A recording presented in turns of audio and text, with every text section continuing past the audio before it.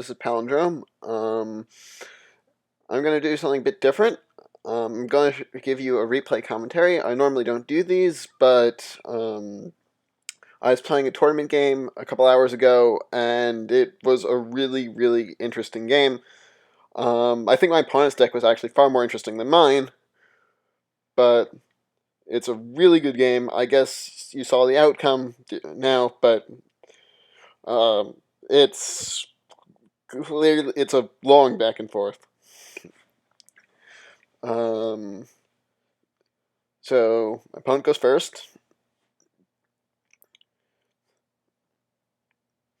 and he plays A's Devotee. So 1/4 has an interesting ability of you can pay 3 to when an ally dies. It returns to your side of the field undead, but just generic stats. So once he did that, I'm thinking that things are going pretty well for me. He, yeah, particularly because I'm fairly sure once this guy dies, all those ability ticks get removed. And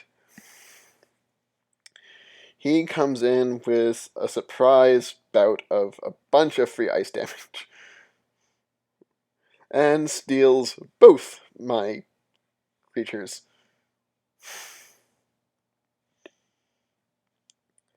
So things suddenly don't look as good as they did.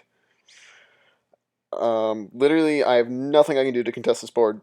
At the moment, I have a Fear on Terror in hand. That is my only thing, so I was just going to save for that. Originally, I wasn't even going to use my ability on Fury on Tower because these are all basically almost dead. It turns out I need to because he plays Morbid Acolyte, so it's kind of annoying. And now things are actually not looking all that bad for me suddenly because the land 1 is a card. And he did need to play a bunch of things to do the ice damage in the first place. So there's that.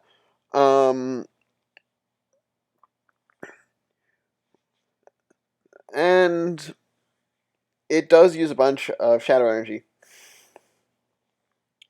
So I actually was somewhat okay.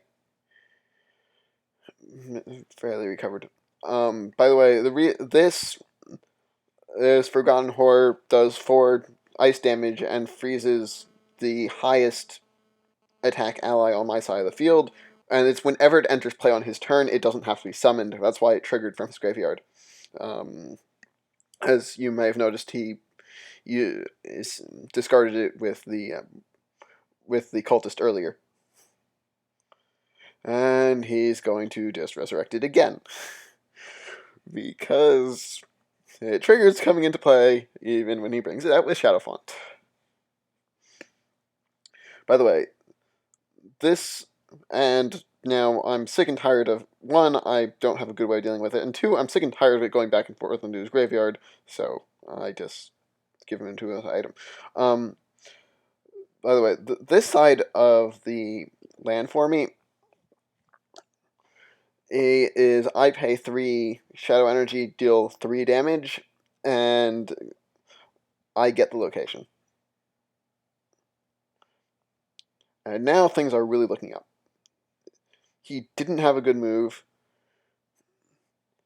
He's not going to really be able to take my Gargoyle.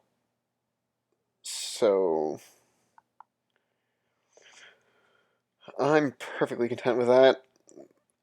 Although this surprised me a lot. I was really not expecting the second land. And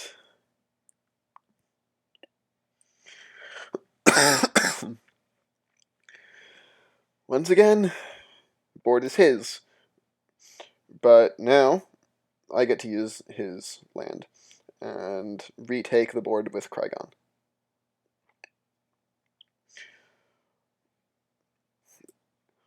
and I actually end up suiciding my Krygon here, and the reason for this is... See, normally I would have attacked the other way around, but I didn't want to keep my Krygon on the field because I didn't want him to be able to use the ability on it and get a free 2-1, even though it would just be a generic 2-1, so it's not that scary. There was no reason to let him have it. Particularly because he didn't seem to be able to play anything, and as he's... That's what... If he could have, he would have, he wouldn't have used his ability on my Gargoyle earlier.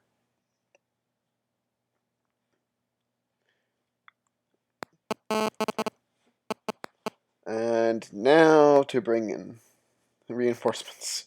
And finally, things look actually good for me. The Gargoyle is a nice buffer. They all have 2 attack, so it targets the Gargoyle because it's first in line.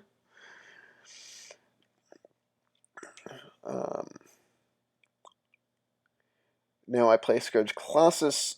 You can argue that I should have possibly just waited. I forget what the other card in my hand was. I think maybe Portal, and then that would be forced to target the Gargoyle again.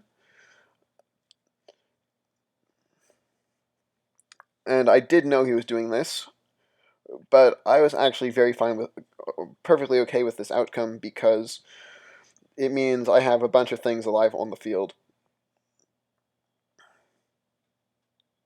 Oh, right. Okay. Yeah. Before I had Portal, Lost Burden, and Scourge Colossus in hand with, I think, 5 resources. I was originally wanted to play Portal before the Scourge because that way the Scourge wouldn't be able to be frozen like that. And but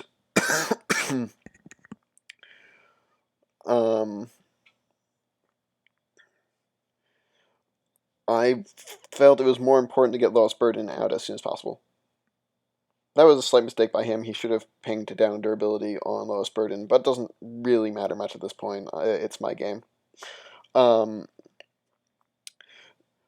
think he was just doing that to draw a card.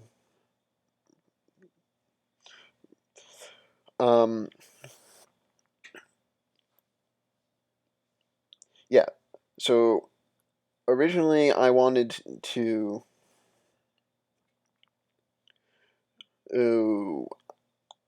play Portal first, and then play Scourge Colossus, but once I drew Lost Burden, I thought my first priority should just be get Lost Burden and play as soon as possible,